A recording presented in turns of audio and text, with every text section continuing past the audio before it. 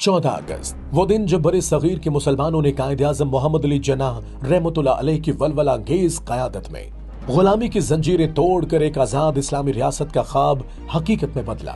पाक सरजमीन का कयाम बड़े सगीर में बसने वाले हर मुसलमान का ख्वाब था, जिसे हकीकत बनाने के लिए लाखों मुसलमानों ने अपनी जानों का नजराना पेश किया।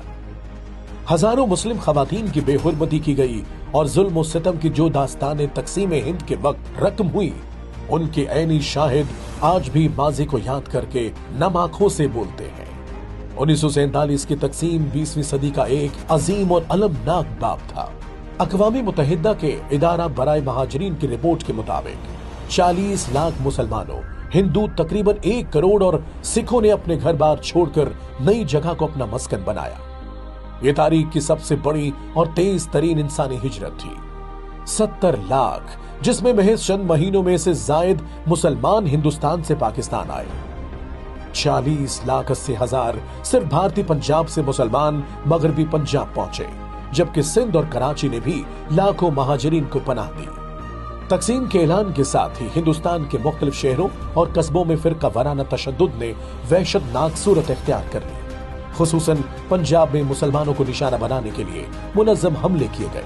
रेलवे स्टेशंस, बसों और महाजरीन से भरी ट्रेनों पर हमले हुए, जिनमें मर्द, औरतें, बुजुर्ग और बच्चे बेदर्दी से कत्ल किए गए। नदी नाले इंसानी लाशों और खून से भर गए। अंदाजों के मुताबिक इस कत्ल गारत में 20 लाख से ज्यादा इंसान मारे गए और इतनी ही तादाद में लोग शदीद जख्मी या माजूर हुए। तकसीम के दौरान खवातीन सबसे ज्यादा गैर इंसानी मजालिम का निशाना बनी।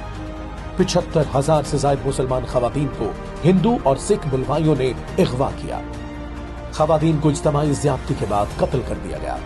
बास को जबरदस्ती मजहब तब्दील करने पर मजबूर किया गया और बास को कलील कीमत पर बाजारों में बेच दिया गया। कई खवातीन को नंगा करके गलियों में घुमाया गया। उनके जिस्मों पर मजहबी अलामात का दाग लगाया गया। नाक और कान काटे गए और हामला खवातीन के पेट चाक कर दिए गए। ये जुल्म सितम इंसानी तारीख के स्यातरीन अबवाब में शुमार होता है।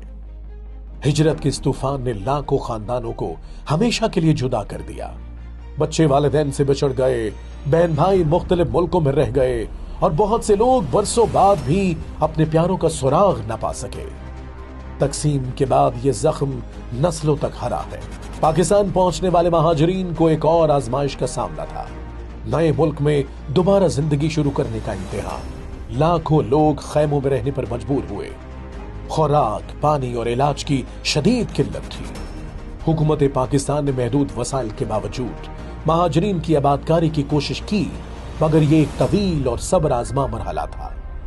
तमाम तर कुर्बानियां इस बात का सबूत है कि पाकिस्तानी कौम ने आजादी को महज एक सियासी नारा नहीं, बल्कि ईमान का तकाजा समझा।